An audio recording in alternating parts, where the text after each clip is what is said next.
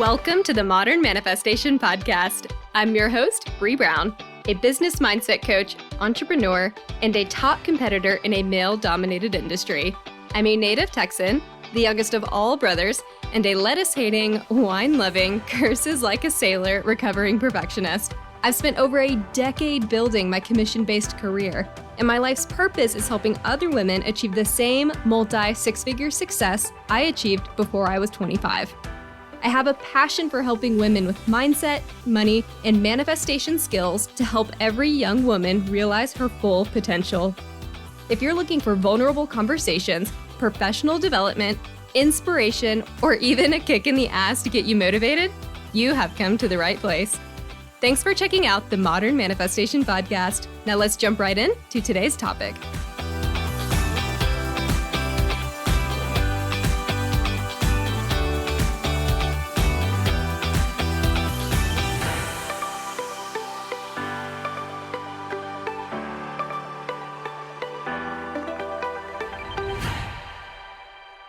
Hello, my beautiful friends. I hope you are having a fantastic week, and welcome back to the Modern Manifestation Podcast. I am in such a good mood today because I went to the store the other day and I saw that my local grocery store, shout out H-E-B, is already putting Halloween decorations up and fall decorations up. And I am pumped for this because I am that asshole, honestly, that puts up my Halloween decorations and my fall decorations September 1st because my birthday is in September and I love fall decorations. Halloween is my favorite holiday. And so I am getting so pumped seeing all the decorations already coming out, and it's validating for me to know that I still have another month, but then I get to start putting up my decorations and being that neighbor that is judged for it, which I'm totally okay with. But in my defense, I only do this with Halloween. I don't do it with any of the other holidays in terms of like decorating super early. I don't decorate for Christmas until after Thanksgiving. Not that I celebrate Christmas spiritually, but I do culturally, and I love me some reindeer and some Christmas trees. So I do socially subscribe to the rules, quote unquote rules, around Christmas decorating. But for Halloween, all rules out the window. I create my own rules. I love it. I'm so pumped. And I know you didn't want to listen to me for the first minute and a half talking about how much I love Halloween decorations, but I am just so pumped about it. And I just wanted to be like, this is why I'm feeling so good today. So if nothing else, take that as some inspiration to find something to be so excited for. And for me, I love this time of year because I always harness the fact that fall is just around the corner. And I love the weather. I love the decorations. So I really love to just sit in this energy of excitement and optimism of knowing what's to come. So sometimes that's what manifestation is all about, is just finding that little spark of joy. You know, that little Marie Kondo, what sparks joy for you today? And for me, in this moment, it's Halloween and fall decorations. Okay, I'll stop talking about Halloween decorations. Before I jump into today's topic, I do want to reiterate an announcement that I actually made last week. But in the event you missed it, or if you're listening to these episodes out of order, I want you to know that starting toward the end of this month, I will be transitioning from weekly podcasts every Monday to bi-weekly, which is every other Monday. And that's something that I really need to do in order to be more present, in order to create content that I think is meaningful to you. And it'll also allow me, just from a mental health perspective, to sit back a little bit, have a little bit more free time while I'm working to also create more content that I haven't so far been able to do. So it is a much needed time. Thank you everyone who's been super supportive of that. I hope that I'm able to, in return, bring you some new and exciting things, and hopefully you'll start to see some of my social media pushes change as well. To that end, you would be doing me a favor if you go over to Instagram and start following me at Modern Manifestation, because even though I won't be coming to you every single week with a podcast episode, I do want to show up more in that space by posting mini topic discussions. So more or less kind of like a podcast, but where I'm just coming live and talking about a subject for a few minutes or so. And I want to start doing that a little bit more consistently. So again, even though I won't be coming to you every week in the podcast, I do want to show up in that other space a bit more intentionally. So if you still want some microdoses of manifestation, go over to Instagram, follow me at Modern Manifestation. with that, let's jump into today's topic. And if you're tuning into this episode today, I hope that you've at least seen or heard about the documentary called The Secret, because that is what I'm going to be talking about. And if you haven't seen it, I think it's still on Netflix or at least Amazon Prime. It was on Netflix whenever I found it. But if you're interested in checking out that documentary, I know that there are places to stream it. It shouldn't be too difficult to find. But operating in this world of manifestation, I get asked by a lot of people, oh, manifestation, is that like what that documentary The Secret is all about? It's like that magical concept of just wanting something and getting it and thinking about it and it showing up. And then they just kind of look at me with disbelief, like, oh, you really believe in that? And, okay, I have so many things to say about this, but the first, and maybe like the overall general theme that I want to say about the documentary The Secret is that the movie paints a very sexy picture of manifestation, like a very sexy picture. It's like, I consider The Secret to be like the gateway drug to manifestation, if you will. It's like, hey, girl, you want a better life? More money? You just have to want it. Just visualize. Create a vision board. You'll get it. Join us. Be a manifester. So, of course, obviously there's a lot more to it, but you get where I'm going with this, right? That's like more or less the gist of the movie is law of attraction. And admittedly, myself, and I'm sure thousands of others, found out about manifestation because of either the documentary or the book. So I'm not going to bash the movie. Okay, I don't dislike the movie by any means. It served a purpose by getting a lot of us to start down the right path or to really focus on what this thing is. And so for that, I'm thankful. I'm really glad it raised so much awareness, or at least got the conversation going. However, I think the movie led us astray a little bit, or that it left a lot out that could have been more elaborated on. For example, it really oversimplifies this idea of manifestation. And if you're listening into my past podcast episodes, you're probably like, shit, there's a lot more to this than I thought there was. Yes, there is. The documentary really makes the law of attraction very attractive by how easy it all seems and how straightforward it all is, right? But it only talks about the law of attraction. And if you've listened into my podcast for any length of time, you know that there's so much more to it. So much more. So I find that disappointing because I'll never forget when I first saw the documentary, I was like, okay, fine. I am going to test this thing out. I am manifesting $1 million by next week. I'm visualizing it. I'm writing it down. I'm going to create a little mini vision board. And then when it didn't happen, I was very suspect of the whole concept. Like, who wouldn't be, right? The documentary suggests that if you learn to visualize and you learn about the law of attraction and you get into a right state of mind, that you can attract anything easily. So I thought, well, that was a bust. I check, and check. I did all the things, right? And thankfully, this one experience didn't end my experimentation with it, but it did for a lot of people. And that's kind of where my aggravation with the documentary lies, because I think it led a lot of people away from this idea that could really benefit from it, because it only focused on the law of attraction, which on its own can definitely seem more magical and woo-woo without the rest of the substance behind it. So fortunately and unfortunately, a lot of people got very excited after catching The Secret for obvious reasons, right? Like, oh, you get to manifest anything you want. That's super sexy. And so a lot of people tried to attract things their way by thought alone, because that's what's really emphasized in that documentary. And many people were successful in the short term with like smaller manifestations. But when this stopped working, because people weren't actually doing the growth work, most people would then just chalk up the limited success they had to coincidence. And then they'd throw up their hands and say, well, this manifestation thing really doesn't work. You can't just think your way into things. And I'm sure we've all met someone that has had that experience. I have had many people that have had that experience. I even once had a coworker tell me like, oh, I was really into that manifestation thing for a while too. You know, like as if it's some sort of like exercise or sport. But of course, you're only going to have limited success when you're just really focused on that small sliver of what manifestation is without fully understanding what it is.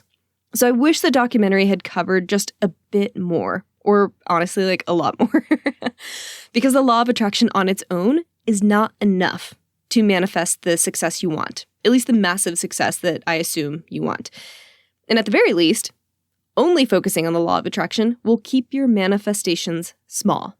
It's a limited way of thinking about it. And solely focusing on this one law cuts off my more practical and logical friends too, which is such a bummer because the thought of attraction alone is just a little, like I said, it's a little too woo-woo for the average person. But if you incorporate, and I say woo-woo, it's like spiritual or too magical, whatever term you want to use there, okay? It's just a little bit too much for the average person. But if you incorporate the other laws, like the law of action, the law of correspondence, cause and effect, rhythm, polarity, then most, and I'm obviously not getting into what those are, but will in another episode, then most people would realize that manifestation is actually a lot of common sense, a lot of what we're already doing. And most people are already operating based on several of these laws intuitively. So I wish the documentary covered a bit more of a comprehensive view of manifestation so that more of my logical and practical friends could see it in another light and see how beneficial it could be in what they're already doing, right? Most people are already applying a lot of these things to their lives, but there's a little bit more that they could do. There's tweaks they can make. There's work that can be done internally to really make sure that things are flowing for them. So I wish their description was just a bit more comprehensive. And here's the thing, friends. You can't manifest that $1 million business, your soulmate, the nice house, the really nice car, unless you're vibrating differently. And vibrating differently means cultivating a more positive lifestyle, positive mental health. And most people can't change their vibration unless they're doing the inner work. You attract what you're vibrating at when you get to the core of who you are and who you're being. So that core, that internal part of who you are, not what you project externally, but that internal being, that is the vibration you're manifesting at. If on the outside you're extremely gregarious and confident and a boss-ass bitch, and then on the inside you feel very meek and unworthy and terrified of failure, that core, that person you're afraid to admit is there, is what you're manifesting. And I give that example because that was me for a long time. And that can create that imposter syndrome because who you're projecting externally does not vibrate with who you are on the inside. And so that lack of congruency creates that imposter syndrome. And it also gets your vibration all over the place because on the one hand, you're this person, on the other hand, you're someone completely opposite. So in order to change that vibration, you have to work on that interior person. You have to get your external and your internal to align. That is why I talk so much more about mindset and personal development than anything else. Because this work, this personal growth, that is what will help you manifest the big goals. That's what's going to help you manifest the money, the career success, relationships, health, etc. And I imagine that if you're tuning in with me weekly, you're not here to manifest this small shit. You've probably already done that. You're looking to up-level your life in really big ways. And the only way to do that is to up-level your mind, your habits, who you are at your core. Now for a moment of vulnerability here.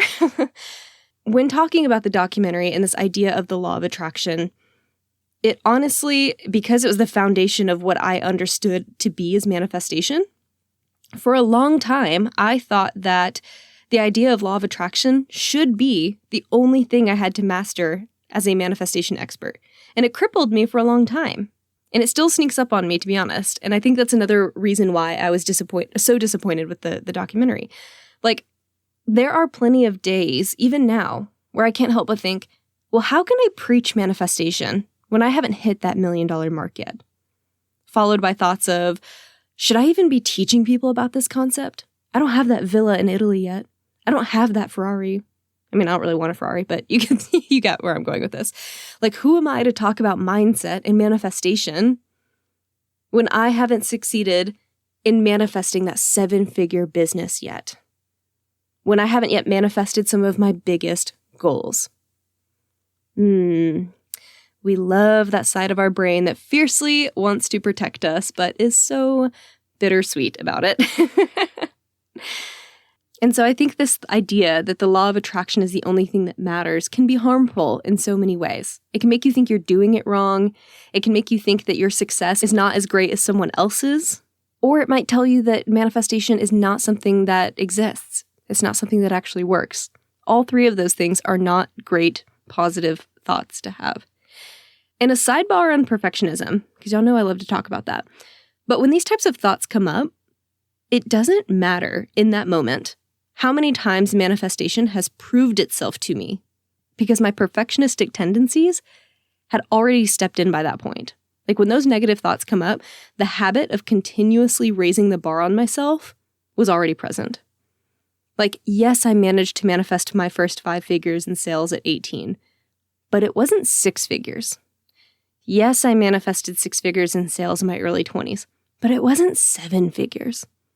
Yes, I'm looking forward to manifesting 7 figures, but it's just not here yet. And I really wanted to do that before I was 30.